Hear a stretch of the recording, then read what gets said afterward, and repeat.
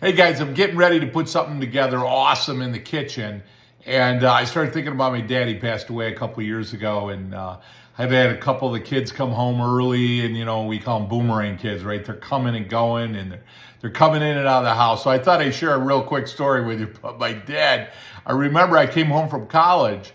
And I walk in, I got a duffel bag and a couple of bags, and my mother's so excited. Oh my gosh, Joey's home, Joey's home. She's all excited.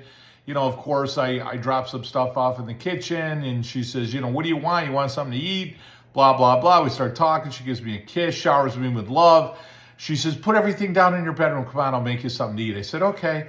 So I'm down in the bedroom, and I'm putting stuff away, and my father comes home from the restaurant. Now, Borio's restaurant was about maybe 2 houses away, and my dad would come home sometimes after lunch. He'd always have his apron on, and maybe come back, have a cup of coffee, see my mom, have a quick bite, and go back to work. And my mother says, oh, Joey's home. So he's like, oh. So he walks down to the bedroom, and, no love, no hug, no nothing. He looks around, and he's like, what are you doing?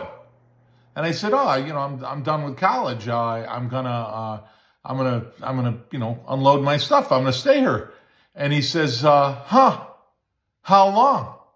I said, I don't know. He says, listen, let's not make it too long. He says, I didn't raise you to be my roommate.